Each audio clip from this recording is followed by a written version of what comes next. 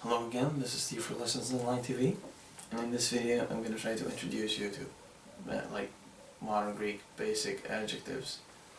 Now, this video is going to be pretty much short, and that's good and bad at the same time. Well, the good news is that, first off, let's start with the basics as always. Adjectives are words that we use to describe a property of what we're talking about. Like, it's nice, it's good, it's ugly, it's evil, I don't know, it can be anything. It's short, it's big, it's small, it's anything. These are all properties that are given, they're expressed using adjectives. Well, the good news is that adjectives in modern Greek are practically identical to nouns. If you have understood nouns, then you can just as easily understand adjectives. Well, almost. Well, in my videos, I have, up until now, I have only said some basic things about male nouns. Of course, there are female and neuter, but we will get there at some point when I actually break down all the suffixes. It's gonna be a while until I actually do that, but let me give you an example. Like the most simple, easy, common thing that comes to mind. Kalos. This, on first sight, this seems like a noun.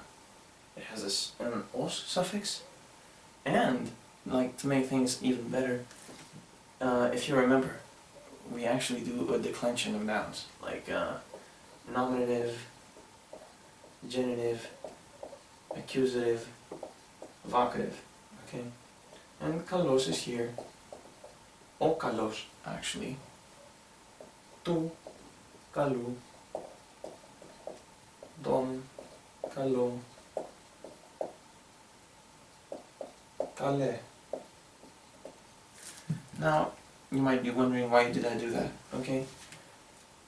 This is exactly like you behave to an adjective exactly the same way that you would do with a noun, but you actually need to do that all the time. Like I said, in the previous video I used the word skilos, dog, right? Skilos. In English you would say, I said something about the dog's ball, okay? The dog's ball, okay, in English. If you want to say, no, I'm going to write it down directly because I cannot explain English with English.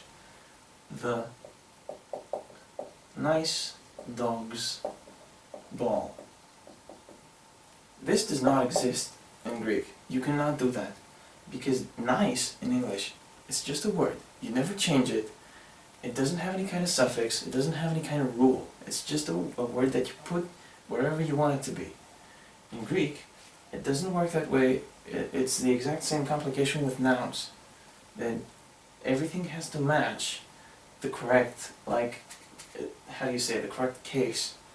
You'd have to say, if this could actually be said in the Greek-y manner, okay, instead of the nice dogs, you should be able to say the nicest dogs, the dog is nice, okay, definitely, seeing how we have stated this, but the ball is, the owner of the ball is the nice dog, not the dog by itself. As such, you actually need to state it as a property when you're making the sentence. Η μπάλα του σκύλου.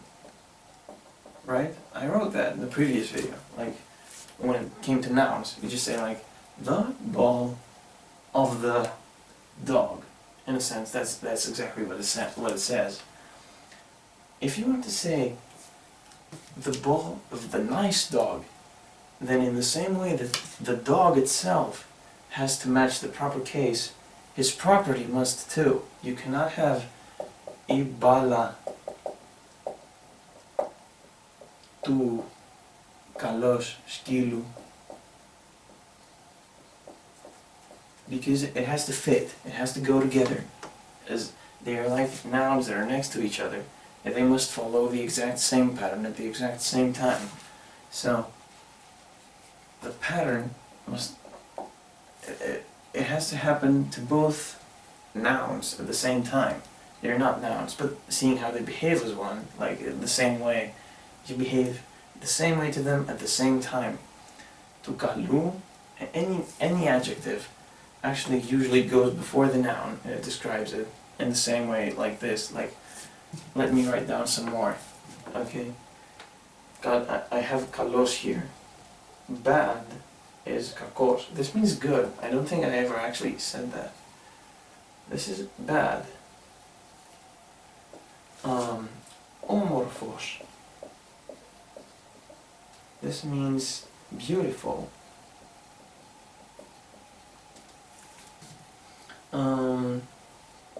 Aschimos.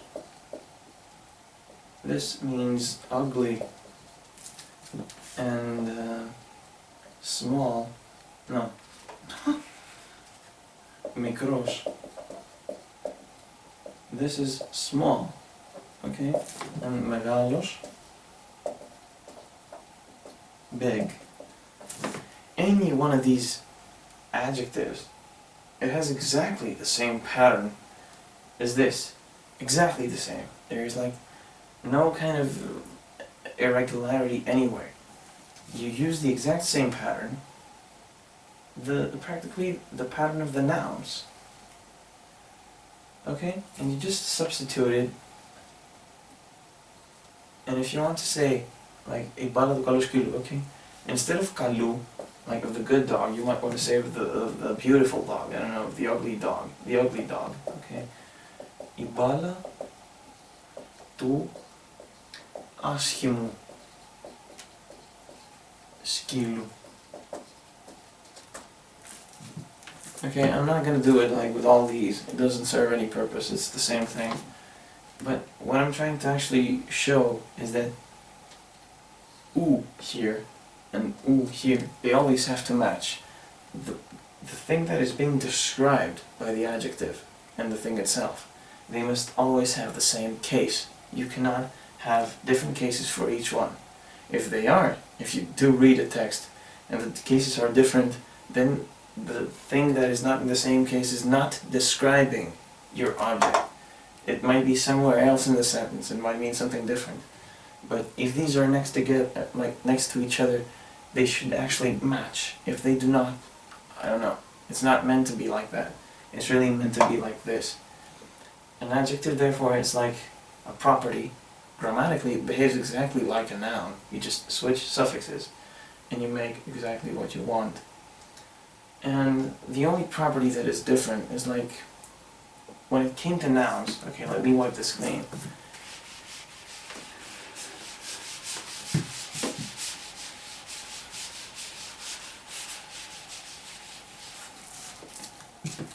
When it came to nouns, when you have those kilos, because it's a dog and an animal has genders, you can also say iskila.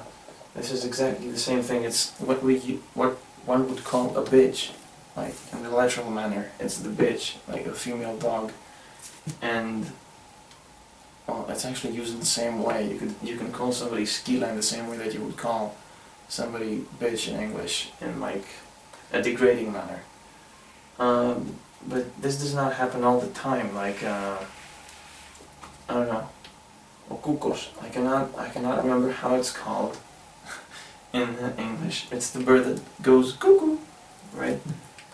And this does not have a female form. It just doesn't. Like if you want to say the female kukos, you're gonna say the female kukos, thilikos, thilikos.